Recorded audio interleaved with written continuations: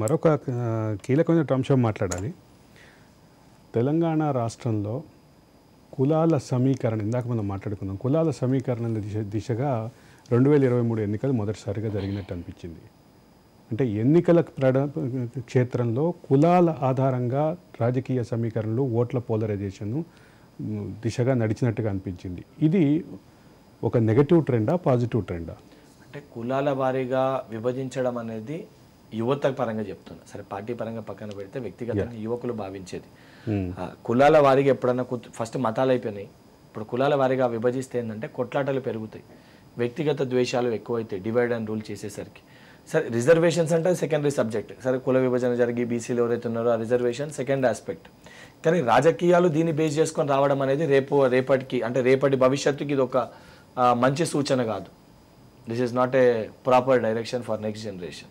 Okay, so caste polarization అనేది ఒక negative ట్రెండ్గానే భావించాలి. 100%. ఎందుకంటే ఏమవుతుంది అని అంటే రేపు పొద్దున ఆ వ్యక్తుల మధ్యలో ఉన్న సాన్నిహిత్యము సంబంధాలు పోయి ఇప్పుడు బీజేపీ పార్టీ ఉంది, మీ ఐడియాలజీ ఏంటంటే మరి హిందుత్వ ఐడియాలజీ అని అంటారు.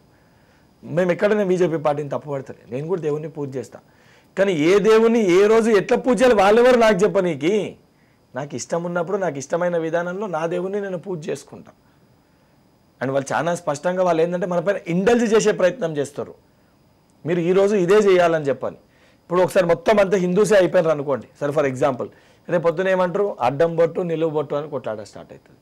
అది అయిపోయినాక మళ్ళీ కులం అనుకోండి, ఇప్పుడు బీసీలు అనుకోండి, బీసీలో మళ్ళీ ముద్దురాజులు మున్నూరు కాపులు యాదవులు అట్లా వివిధ కులాలు అని స్టార్ట్ అవుతుంది. మళ్ళీ అందులో ఇప్పుడు వెల్మల్ ఉన్నారు, వెల్మల్లో 4 సబ్ డివిజన్స్ ఉన్నాయి, వెల్మ కొప్పు వెల్మ రాస వెల్మ శివ. రెడ్లు ఉన్నారు గుడాట్ రెడ్డి మొటాట్ రెడ్డి, ఎస్సీలు ఉన్నారు మాల అంటారు మాదిగా అంటారు, ఎస్టీలు ఉన్నారు కోయ అంటారు లంబాడ్ అంటారు. మనం మీ పోరాటాలు చూసినాము. ఇది కాదు కదా మనకు కావాల్సింది. అంటే డివైడ్ అండ్ రూల్ వాళ్ళ రాజకీయ లబ్ధి కోసం చేస్తున్నారు. చాలా సింపుల్ వర్డ్స్లో మీకు చెప్పాలంటే మీ ఛానల్ ద్వారా కూడా చెప్పాలనుకుంటున్నా.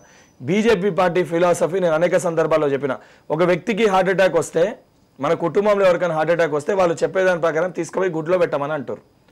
నేనేం చెప్తామనంటే ఒక వ్యక్తికి గుండెపోటు వస్తే తీసుకుపోయి డాక్టర్కి చూపించి హాస్పిటల్లో అడ్మిట్ చేయండి. డాక్టర్ సర్జరీ చేస్తున్నప్పుడు దేవుని దగ్గర వచ్చి సర్జరీ సక్సెస్ఫుల్గా కావాలని చెప్పి దేవుని ప్రార్థించాలి. ఇది కాంగ్రెస్ పార్టీ ఐడియాలజీ. మరి రెండిట్లో ఏది కరెక్టో రేపటి యువత భవిష్యత్తు ప్రజలు నిర్ణయిస్తారు.